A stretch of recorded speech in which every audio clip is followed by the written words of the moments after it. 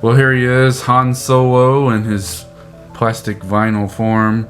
This is a model kit I got from AMT ERTL. It came out 95, 96, I think.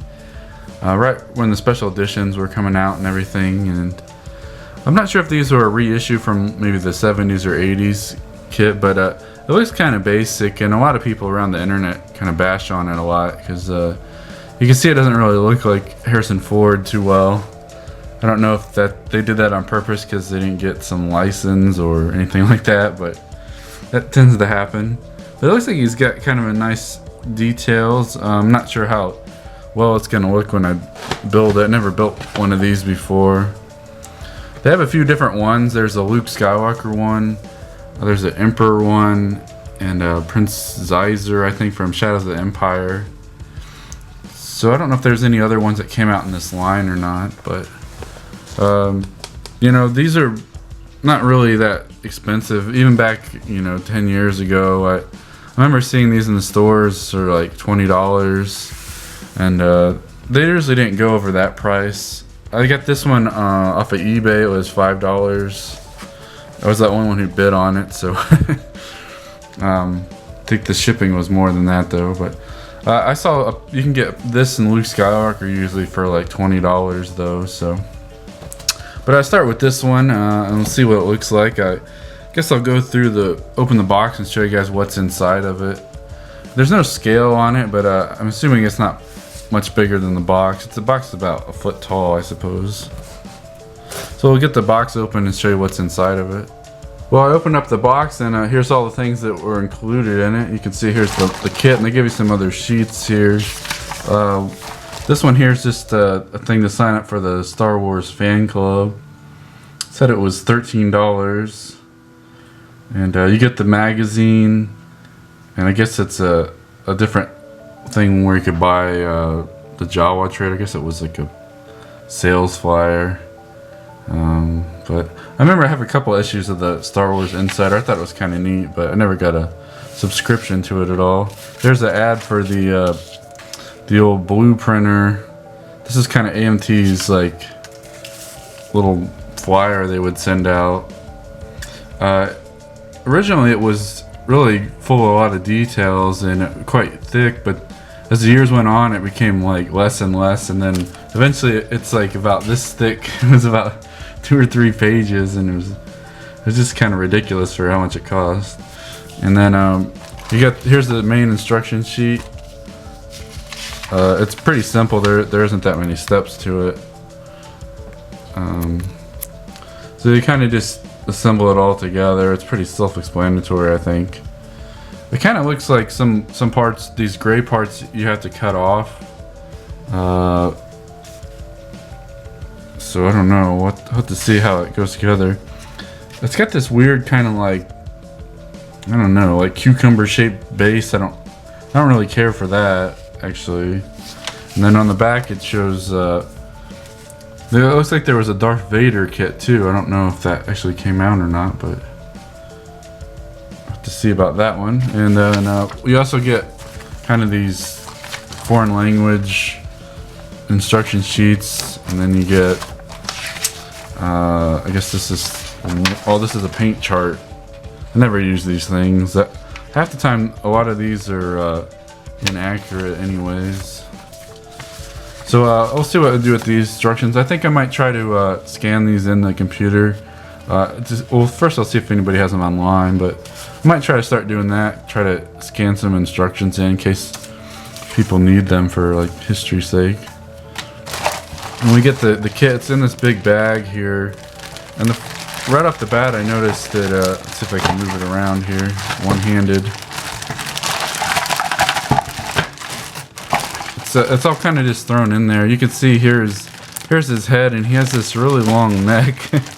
He's like a giraffe or something almost. Look how long that is. So I think you have to cut that off, and the top of his chest looks like you have to cut it out too. So I didn't realize it was going to be quite like this. So and this is a quite strong plastic too. It's a little bit flexible on the end there, but I don't know. It's like this is gonna be a lot of work. So, all right, I opened it up and got all the parts out, and we'll take a look, see what we have here. Start with this base. It's just a really weird shape, I think. I don't know. I think the Star Wars part should be kind of on the out, like it should be reversed maybe. But I don't know about this. It's like might not use that. I don't really care for how that looks there. And you can see what kind of size it's gonna be though. We'll see here. But we got all these parts, and it's just looking at this, I'm like, man, this is gonna be so much work.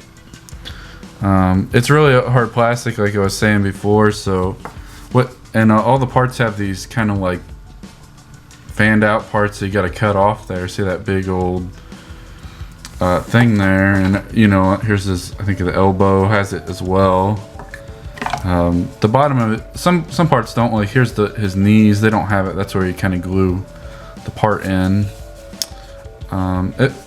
So especially on the waist here, that's going to be so much to cut off there. I'm going to have to pull the Dremel tool out just to cut this apart because it's really thick here.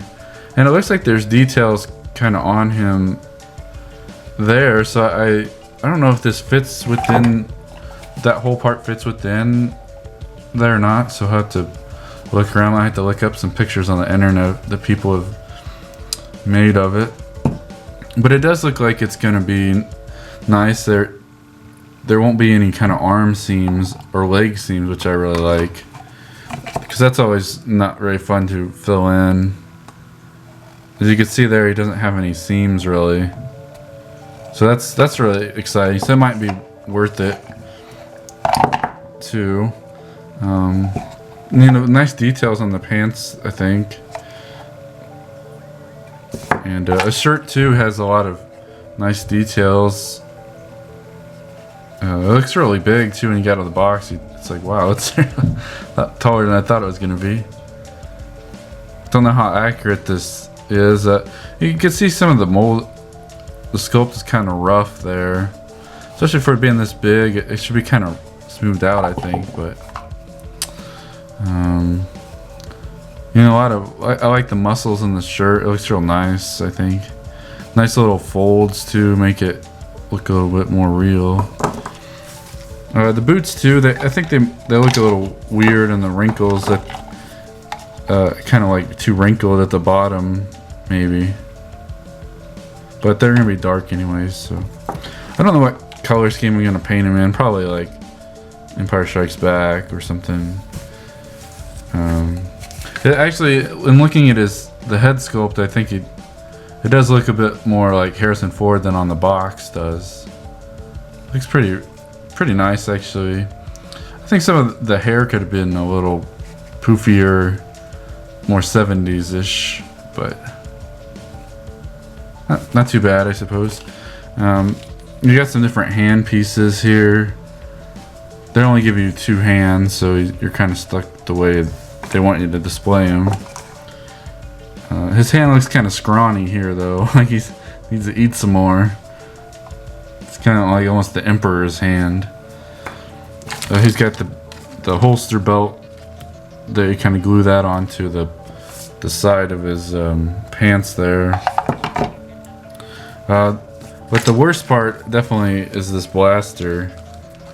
As you can see, that is not what his gun looks like in any of the movies.